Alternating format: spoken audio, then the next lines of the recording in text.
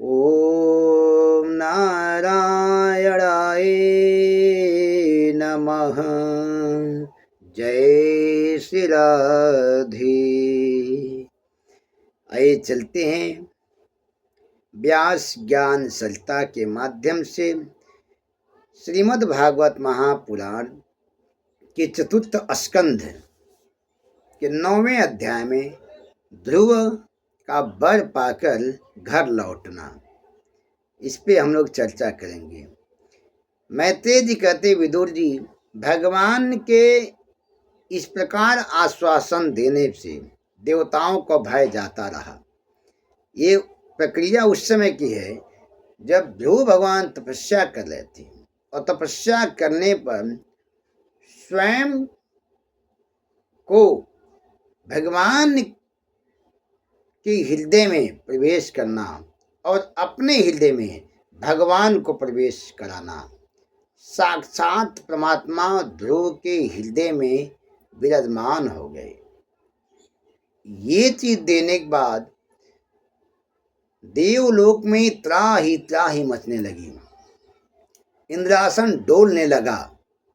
उसके बाद देवता ने ब्रह्मा जी के पास गए, हरि के पास गए, तो भगवान ने आश्वासन दिया, यह भक्त है और भक्त कभी जनहित में काम करता है, भक्त कभी भी जन का अहित नहीं करता है।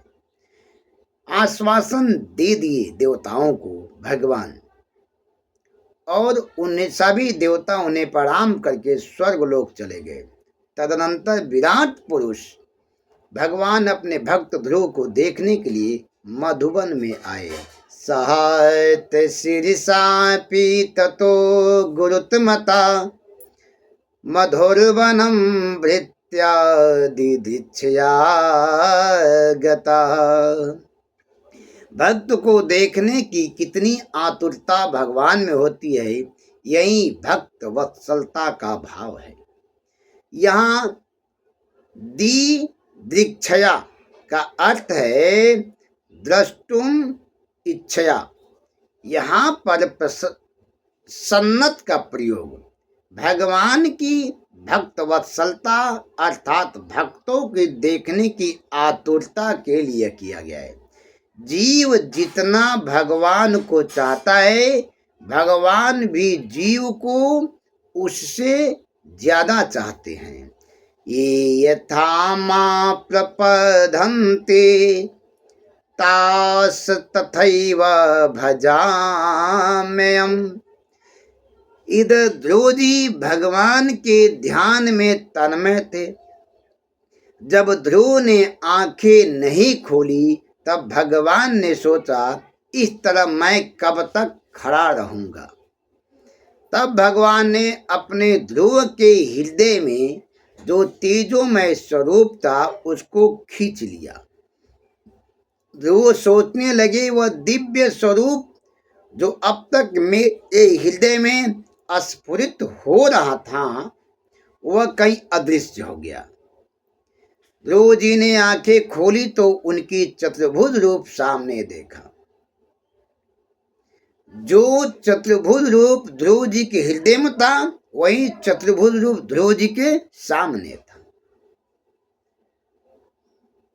मानस में यही भाव व्यक्त किया गया है, ध्रुव सगलानी जपऊ हरि नाऊ। ध्रुव सो गलानी जपऊ हरि नाऊ। पायऊ अचला अनुपम ठाऊ। ध्रुव जी स्वरूप दर्शन नहीं कर रहे, मानो स्वरूप को पी रहे हैं। बहुत बोलने की इच्छा है पर बोला कैसे जाए, क्योंकि अज्ञानी जो ठहरे। सतम विवक्षन्ता मत द्विंद हरीरा। ज्ञातवस्य सर्वस्य हृदयवस्थिता कृतांजलि ब्रह्मा मायेन कंबुना परयस्पर्श बालम कृपया कपोले परहसरम बालम कृपया कपोले। अंतर्यामी भगवान ने कृपा पूर्वक अपने वेदमय शंख को ध्रुव के गले से छुआ दिया। शंख का स्पर्श होते ही वाणी मुखरित हो गई। ध्रुव जी ने प्रथम श्लोक में सगुण साकार की उपासना की, किंतु स्तुति में निराकार निर्गुण के लिए संकेत है। ध्रुव जी ने कहा योऽन्तं प्रविशम्मा उवाच मिमां प्रसुप्ता संजीवयत अखिल शक्तिधर सुधाम्ना अन्यस्हत चरण श्रवणात् गादिन् प्रणमनो भगवते पुरेशाय तुभ्यं प्रणमनो भगवते पुरेशाय तुभ्यं। प्रभु आप सर्वशक्तिमान हैं, आपने मेरी सोई हुई वाणी को जगाया है। आप सभी इंद्रियों के संचालक हैं, प्राणों के प्राण हैं। उन परमात्मा को मैं प्रणाम करता हूँ। यहाँ श्रुति का वचन है चक्षुषः चक्षुश्रोतस्य श्रोत्रम प्राणस्य प्राणः, वही इस मंत्र का भावार्थ है। उन्होंने कहा आप अनेक होते हुए भी एक हैं, संपूर्ण ब्रह्मांड के आश्रय हैं। सर्वखल विदम ब्रह्मा नेहम नास्ति किंचनम अथवा अग्निते की भुवनम प्रविष्ट। श्रुतियां ध्रुव जी की स्मरण शक्ति में सहायक हो गई। ध्रुव जी ने कहा प्रभु आप माया से अनेक रूप धारण करते हैं। आपने ही ब्रह्मा जी को ज्ञान दिया। आपकी कृपा से ही ये जीव आपको पहचान सकता है। मात्र साधन से ही आपके दर्शन सुलभ नहीं है। नायात्मा प्रवचनेन लभ्यो ना मेधया ना बहुना श्रुतेन ये मयि वृक्षेतेन लभते ससैव आत्मा विवेणुते तनुव स्वावाम। यह आत्मा न वेदभ्यास से, न बुद्धि चातुर्य से, न शास्त्र श्रवण से मिलती है, अपितु जिसका वह वर्णन करती है उसी को आत्मा की प्राप्ति होती है। यही भाव गीता में भगवान ने व्यक्त किया है। ना हम वेदर्ने तपसा न दानेना न चेज्जया शक्य एव विधाओ दृष्टम दृष्टे वंशी मायथा। ध्रुव जी ने कहा आपके कथामृत से जो सुख मिलता है वह सुख ब्रह्मानंद में भी नहीं है। तव कथामृतम तप्त जीवनम कभी भिरति कलम भाषम। हे परमात्मन मुझे अपने भक्तों का संग दीजिए जिससे मैं आपके गुण एवं लीलाओं की कथा सुधा को पीकर उन्मत्त हो जाऊं और इस भाव सागर से पार हो जाऊं। आप नित्य शुद्ध बुद्ध मुक्त स्वरूप हैं, मैं आपको प्रणाम करता हूँ। भगवान ने कहा ध्रुव मैं तेरी भक्ति से प्रसन्न हूँ, तू मुझसे जो चाहे वर मांग सकता है। ध्रुव ने कहा प्रभु मैं तो यही नहीं जानता है मुझे क्या वर मांगना चाहिए और क्या नहीं मांगना चाहिए। भगवान ने कहा, मैं तुझे दुर्लभ पद देता हूँ जिसकी प्रदक्षिणा ग्रह नक्षत्रादि आदि सप्तऋषि करते हैं। ध्रुव जी ने कहा, प्रभु मैं तो आपसे यही वर मांगता हूँ कि आप मुझे अपने धाम में ले चलें। भगवान ने कहा, ध्रुव अभी तुम्हारे मन में राजा बनने की सूक्ष्म वासना है, अतः तुम घर जाओ। अपने माता पिता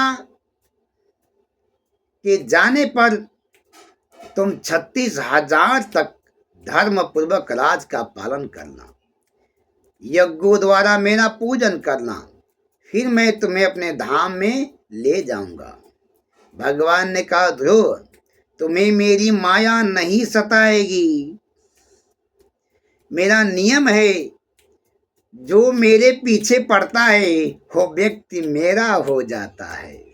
उसे लौकिक एवं अलौकिक दोनों प्रकार के आनंद देता हूँ। तो यज्ञों द्वारा मेरा यजन करना, फिर मैं तुझे अपने धाम में ले चलूंगा। यद गत्वा न निर्वर्तन्ते तद्धाम परमं मम। अर्थात जहां से जीव वापस लौट कर नहीं आता, ऐसा कहकर भगवान अंतर ध्यान हो गए। भगवान के जाने पर ध्रुव पश्चाताप करने लगे, विचार करने लगे कि भगवान को प्राप्त कर मैंने नश्वर सुख क्यों स्वीकार किया, मुझे धिक्कार है। भवच्छिदं पादमूलम गत्वा याचे यदंतवतः। ऐसा सोचते ध्रुव अपने नगर को आए। वह नगर के बगीचे के पास दोनों पत्नियां सहित राजा उत्तानपाद ने पुत्र का स्वागत किया, प्रेम से आलिंगन किया। आंखों में प्रेमांसु निकले। जो ईश्वर से संबंध जोड़ता है उसी के पीछे जगत दौड़ता है।